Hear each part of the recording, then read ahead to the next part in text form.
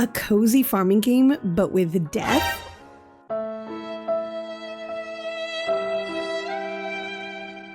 Well, grab that comfy cozy drink and let's get into it.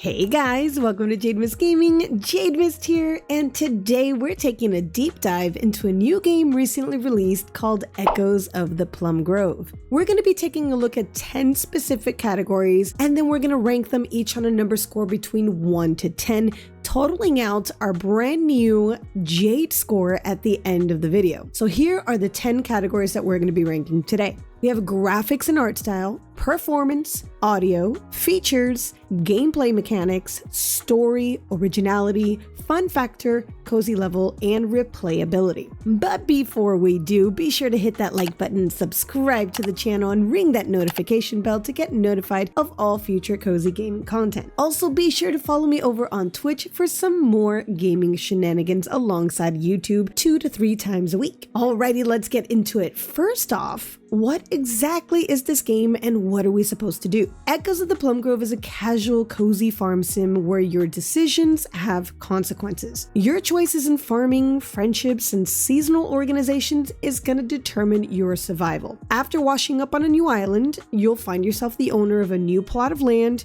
like any typical farming game. Now, one of the main goals of this game is to prepare you for the upcoming winter season and survive. With your very survival at stake, you'll have to work your land, fish the sea, cook meals, craft, forage, and more to ensure you make it through the winter season. Should you neglect to prepare, your lineage could end before anyone can uncover the secrets of the island. Now, building relationships is at the core of Echoes of the Plum Grove. As you grow your family tree and your original character perishes, you'll find yourself playing as someone else within your family. But if you fail to grow a family, the game will end at your demise. Now, it's important to note that this game is only available on PC at the moment. There are talks of it getting ported to consoles, but no definitive ETA yet.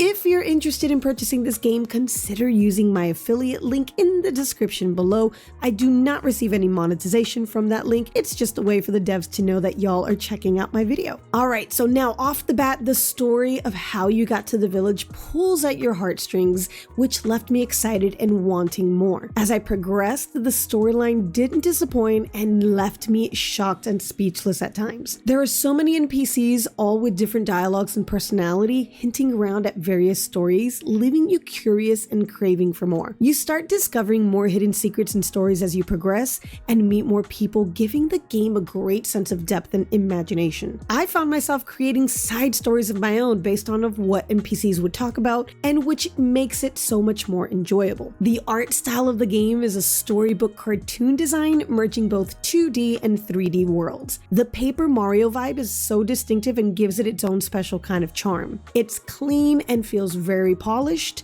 and every object in the game is so recognizable and clear to understand with this simple yet effective art style. As for the graphics, the lighting effects, the water ripples, the fire flames all add a modern touch to the simplistic art style. Now, the only slight hiccup I came across was with a little bit of clipping issues with the trees when they're planted too close to each other, so I recommend planting them a little bit more spaced out. Now, the game is also very lightweight and it runs extremely well. The system requirements are very low, meaning it can run on a majority of systems that doesn't really require a high-end gaming PC. I personally have not experienced any issues with lagging, with crashes, or any bugs of any sorts with any of my gameplay. Now, as for the in-game music, it's very soft, melodic, and it's very enjoyable. However, it does start to get a little repetitive after playing for a while, which made me end up turning it off and playing with my own music in the background. The sound effects and the ambiance, on the other hand, are beyond satisfying. The sound of harvesting your crops, interacting with objects, all to the way the ocean sounds and the wind rustling the trees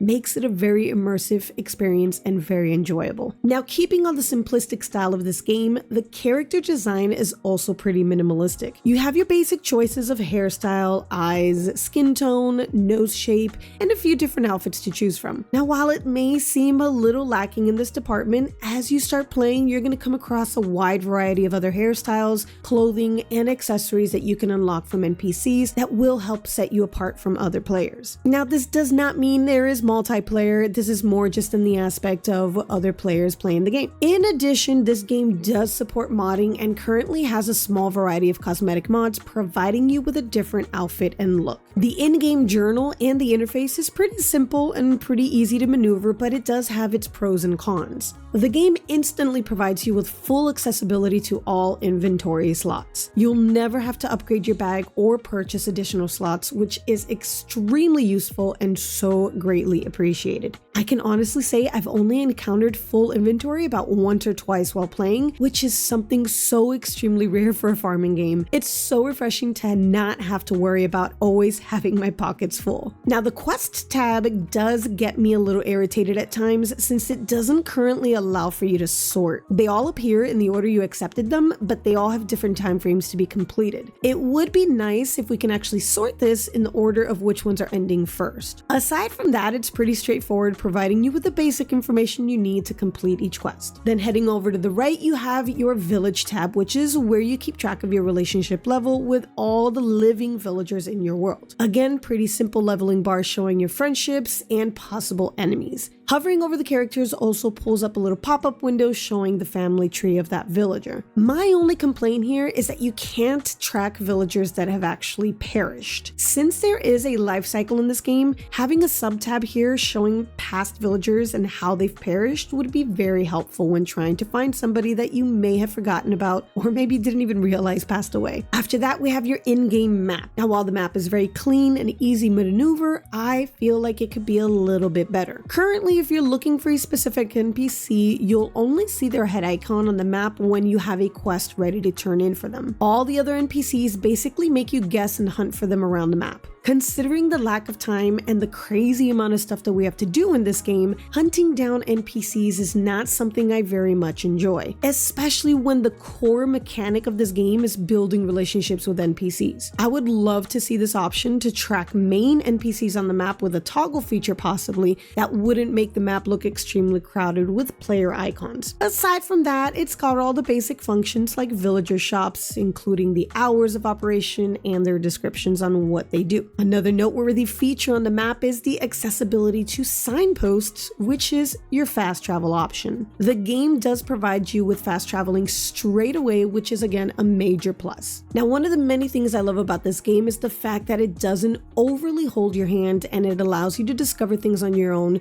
but there will be times that you might get stuck. Simply jump over to the tutorial section to get a little bit more clarification on anything you're confused with. It does a very good job explaining things properly and not being extremely vague. Now, there are very few little pop-ups in the very beginning teaching you how to do a few of the main core things, but it doesn't overwhelm you with tutorial pop-ups everywhere and it lets you figure out tons of things on your own. And the last noteworthy feature I feel should be included here is the save feature. While there is an autosave feature that triggers every day at midnight, you can manually save at any time or you're encouraged to do so periodically. If you end up perishing in the game without any heirs to live on, you will have to start the game over unless you have a previous save that you can load back up. Adding a manual save option is a major plus and extremely useful in so many different ways. Moving on, I am pleasantly surprised at the amount of gameplay mechanics there are in this game. Of course, you have your basic mechanics such as fishing, farming, mining, and decorating, but there's actually so much more. As soon as you start the game, you can jump into the options and tinker around with all the different mechanics that you can turn off or on. The best part about this is that you can change these settings at any point in your game should you decide that something just isn't right for you. You don't have to start a new save with new settings. There's a mini fishing game that requires you to follow the fish that you've caught, but if that's not your thing, turn it off. I personally love the fishing in this game, and for once I can actually say I truly enjoy fishing in a farming game. However, I did turn off the minigame during the fishing festival so I can focus on getting more fish rather than actually playing the little minigame. Then I turned it back on after the festival. The game also introduces player and NPC aging, diseases, and item decay, which is pretty unique to farming games. But again, if these mechanics deter you away from playing the game, fear not, as you are able to turn all of this off and just focus on playing the game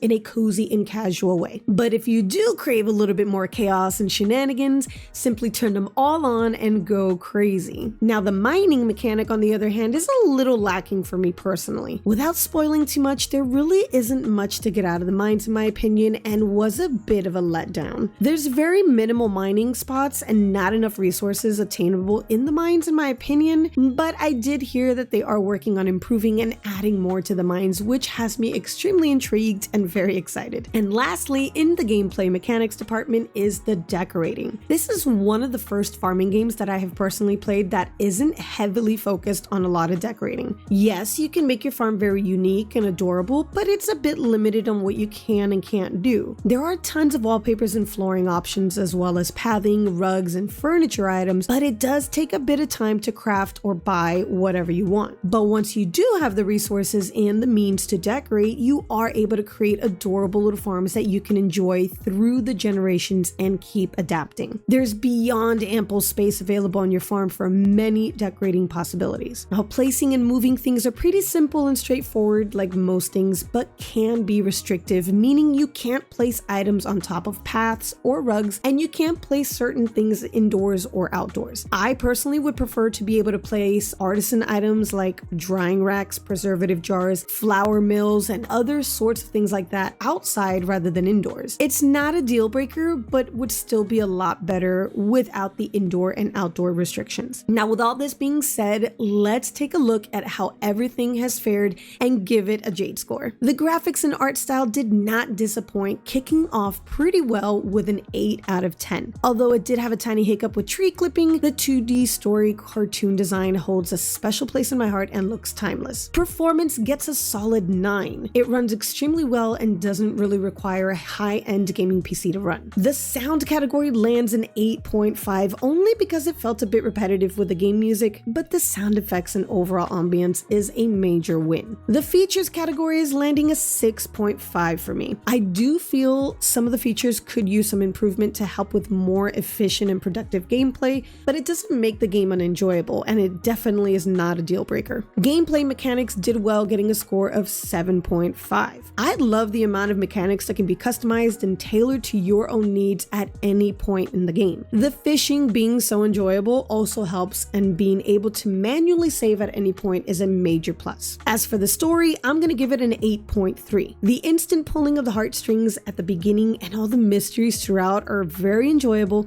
as well as each NPC having little tales and gossip, making it so easy to get creative and imaginative on what's been going on in this little village. I'm looking forward to learning more as I progress in the game. Originality comes in at 7.5. While the design may be unique for a farming game, I can't really say it's original since there are many games that have adapted the 2D, 3D world aspects. At the end of the day, it's a farming game. It follows the same structures as most other farming games. You're given land, you build it up, you romance, and you build a family. What makes it more unique is being able to continue playing throughout the generations and being able to make decisions that have game-changing consequences every time. Then the fun factor category lands an 8.4. Clocking in already 40 hours in the game, not even scratching the surface yet without getting bored, is what's giving this category a pretty high rank. The game gives you tons to do to keep you occupied and consistently having fun. The sense of unpredictability and lurking mysteries keeps me on my toes and excited for what's to come next. Now, there's no doubt this game is very cozy, landing it a solid 9 in this category. Even with the looming threat of death in the back of my mind, this game successfully always keeps me on a cozy level as I play through the cycle of my life. This game is nothing but cozy with a hint of wholesome chaos. Which leads me into our final category, replayability,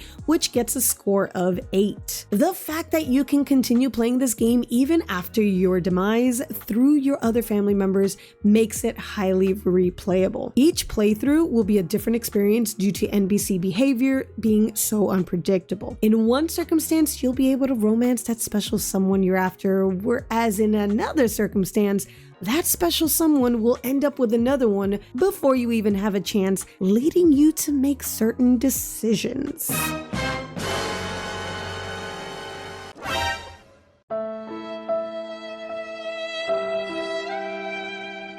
Now this brings us all to the moment of truth, and the Jade score for Echoes of the Plum Grove is an 80.7 out of 100. I think it's safe to say, as you can see here in the scores, I absolutely love this game and I highly recommend it if you're looking for a new farming game to play that has tons of different elements to keep you busy for a long time. Let me know in the comments, have you started playing this game already and what would you rank it? Or did this review help you in your decision to purchase it or maybe not purchase it? I would love to know. I'm beyond excited to bring more reviews of other cozy fun games with this new Jade Score, so if you have any other suggestions on which games you want me to review, post them in the comments below as well. Also, don't forget to like the video, subscribe to the channel, and ring that notification bell so you don't miss out on all of my future cozy gaming content and where I stream 2 to 3 times a week over on both YouTube and Twitch. All right, guys, until the next time, happy gaming.